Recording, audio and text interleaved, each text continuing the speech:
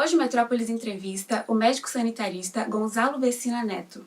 Ele é ex-diretor da Anvisa e vai falar com a gente sobre a variante indiana, já em circulação no Brasil. Bom dia, doutor. No início da pandemia, as características do coronavírus eram muito novas para a gente, né? Tanto com relação à letalidade, transmissibilidade. Hoje a gente já tem mais informações sobre o vírus.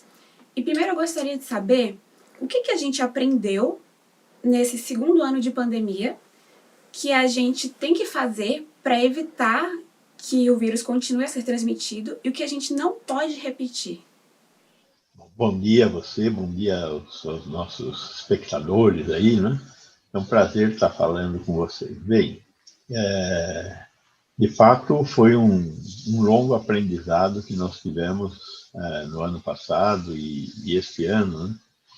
E todo dia temos tido uma certa surpresa com esse vírus. Inicialmente achávamos que a transmissão por contato era mais importante, descobrimos que a transmissão mais importante é por via aérea, e particularmente envolvidos aí a nossa capacidade de produzir aerosóis, ou seja, ao falar, emitir minúsculas gotículas de água, aonde estão contidos os vírus e outros materiais biológicos que saem da nossa orofaringe, da nossa garganta, né? Então, essa é um aprendizado muito importante para controle dessa pandemia. Temos que estar sempre em ambientes abertos e ventilados. Ambientes fechados e sem ventilação facilitam a estabilização de aerosóis que, quando atingem o nosso rosto, nós os respiramos e, com isso, nós nos infectamos com a Covid-19, né? Então, é muito importante estar sempre em ambientes aerados, com circulação de ar, locais que tenham porta e janelas abertas, né? Para que a gente consiga dissipar esses aerosóis. E agora, no frio, essa questão é mais importante. O vírus não fica nem melhor nem pior no frio. É nós que tendemos a fechar os ambientes por causa do frio. E ao fechar os ambientes, facilitamos a estabilização, a ficar estável os aerosóis que nós emitimos quando falamos, ou tossimos, ou espirramos. Esses aerosóis não são visíveis, mas ao falar, eles saem da nossa boca, né? Por isso, a segunda questão fundamental que nós aprendemos é sobre o uso de máscara. A máscara, ela retém gotículas de água. E ao reter gotículas de água microscópicas, não observáveis, nós não enxergamos, ela retém junto o vírus. Então, é fundamental nunca deixar de usar a máscara, principalmente estando com outras pessoas. Ela também, eventualmente, filtra um pouco do ar que nós respiramos. E se for uma N95 ou PFF2, ela nos protegerá mais ainda. E, inclusive, se ela estiver bem ajustada, para não ter espaços laterais por onde entrar ar. Então, ela ficando bem fechadinho, né? Cobrindo o nariz, fundamental cobrir o nariz, ela será mais eficaz, vai produzir mais efeito, né? Então, essas questões são críticas, né? E aprendemos uma outra coisa que nossos governantes, de uma certa forma, têm negado, a importância do lockdown. O que é lockdown? Lockdown é ficar em casa, né? Ficar bloqueado em casa, não sair na rua, não ir atrás do comércio, e não ir atrás de bares, restaurantes, etc. Não existe maneira de diminuir a circulação do vírus sem ficar em casa, infelizmente. Então, nós recentemente tivemos aí uma onda terrível. Quando a gente olha desde o início da pandemia, é uma coisa impressionante a observação dos dados do que aconteceu com a velocidade de transmissão da pandemia, né?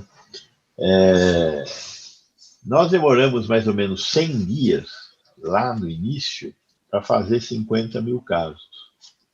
Há 2, 3 semanas atrás, em 15 dias, nós fizemos 50 mil casos. Veja, 100 dias, 15 dias. O que é isso? É a velocidade de disseminação das novas variantes do vírus. A P1, que era a variante do Amazonas, tem uma velocidade muito grande de disseminação. Esta variante que está chegando agora no Brasil, através da Índia, nós já tivemos casos no Maranhão, daquele navio de Hong Kong. Uma pessoa saiu do navio e foi internada no hospital em São Luís. Mais de 100 pessoas do hospital tiveram contato com esse paciente. Muito difícil segurar a transmissão nessas condições. Vocês esperavam que essa variante chegasse ao Brasil? Não existe jeito de segurar as variantes. As variantes viajam conosco. Como nós agora viajamos de avião, eles vão aonde nós vamos. Se nós não temos bloqueio nos aeroportos, as pessoas chegarão, desembarcarão e levarão o vírus por aí, como aconteceu com o passageiro que desceu ontem aqui em Cumbica e que foi a Campos dos Goytacazes, no Rio de Janeiro. Desceu, fez o exame, tomou café, andou pelo aeroporto, pegou outro voo, foi para o Rio, pegou um carro, foi para Campos. Outro foi ontem, chegou em Cumbica, pegou um carro, foi para Juiz de Fora, fez o exame e deu positivo. Está lá em Juiz de Fora, o outro está em Campos do Goytacazes, o outro está em São Luís. Tem também uma suspeita no Ceará. Então, o vírus, a variante indiana, chegou no Brasil. O que nós tínhamos que ter feito era bloquear os aeroportos e colocar pessoas que viessem da Índia em quarentena. Todo país civilizado fez isso. Mas o nosso governo é contra. Porque o nosso governo é contra. Veja, o presidente da República entrou ontem com uma interpelação no Supremo Tribunal Federal contra 4 estados brasileiros, entre os quais São Paulo, para que eles não tenham possibilidade de decretar lockdown, de decretar isolamento social. É a única alternativa que nós temos, o lockdown. Mas ele acha que o direito de ir e vir é sagrado. Agora, a Constituição e o Supremo Tribunal Federal acham que o direito à vida vem antes do direito de ir e vir. O direito à vida vem antes do direito de culto. Então, o nosso presidente é contra lockdown, é contra vacina, é contra o uso de máscara, é a favor de aglomerações, como ele tem demonstrado. Tudo isso tem um resultado só: mortes.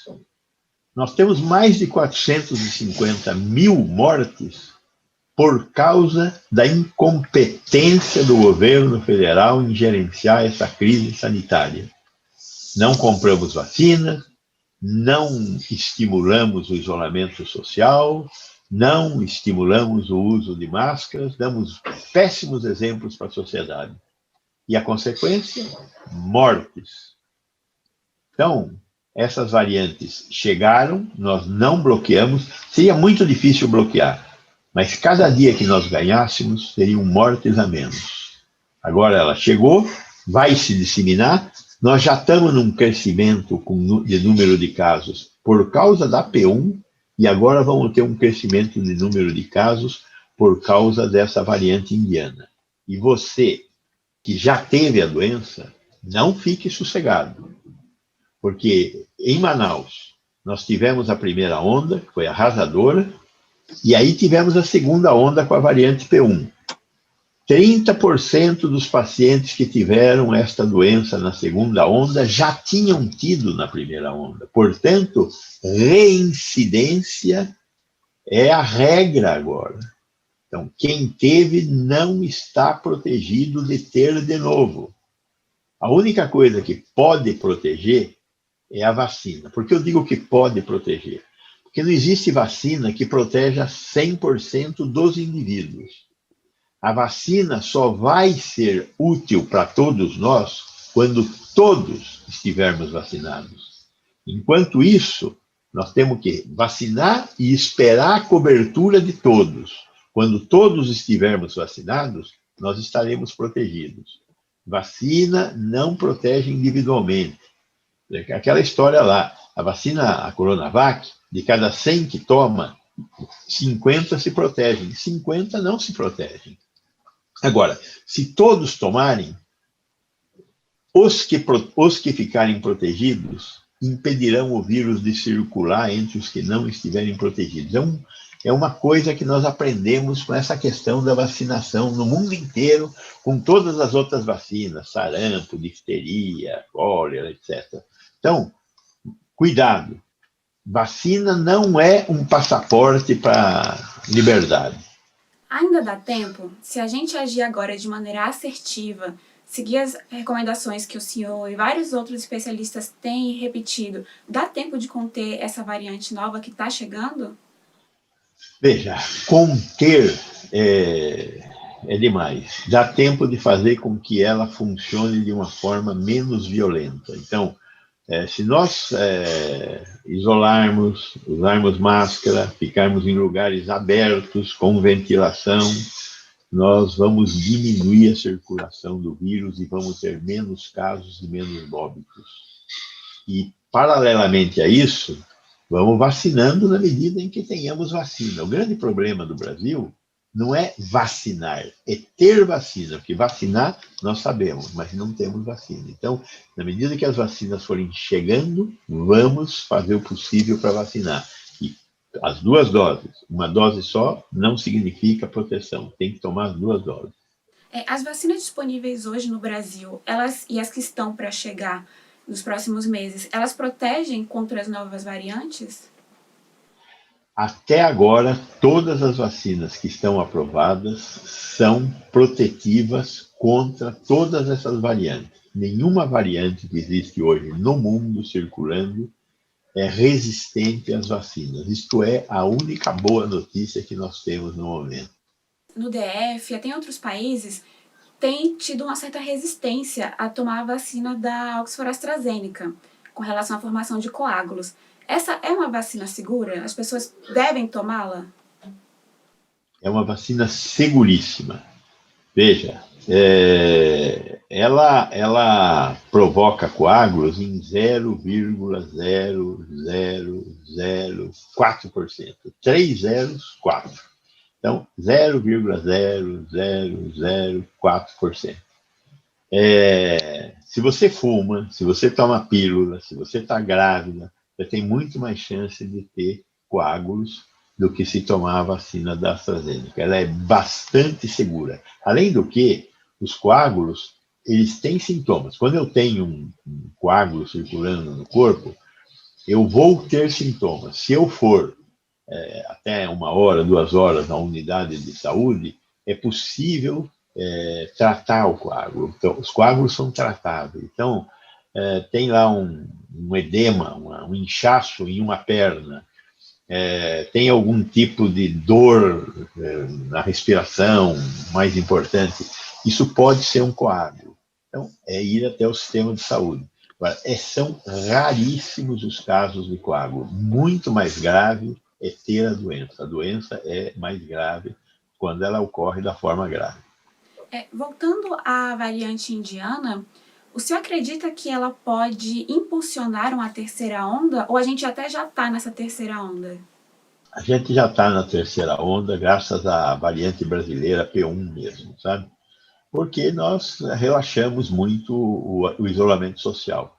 Como relaxamos o isolamento social, nós já estamos vivendo um recrudescimento dessa segunda onda que nem tinha acabado ainda, né? A variante indiana, ela tem grande possibilidade de se somar ao que está acontecendo, o que vai ser muito ruim. Por fim, A gente tem visto em outros países que estão com um bom programa de vacinação, né, que já estão reabrindo, até lugares, espaços fechados, né, como museus, já estão permitindo que pessoas andem na rua sem máscara. Essa é uma realidade que ainda está muito longe para o Brasil? Essa é uma realidade que está muito longe para o Brasil e eu tenho certeza que o país que está fazendo isso, que é os Estados Unidos, vai voltar atrás. Não é hora de permitir que as pessoas andem sem máscara. Ainda temos a possibilidade da ocorrência de novas variantes e até da possibilidade de nós termos resistência à vacina. Então, enquanto nós não tivermos 100% da população vacinada, não é hora de deixar de usar máscara. Os Estados Unidos voltará atrás nessa orientação que eles estão dando nesse momento.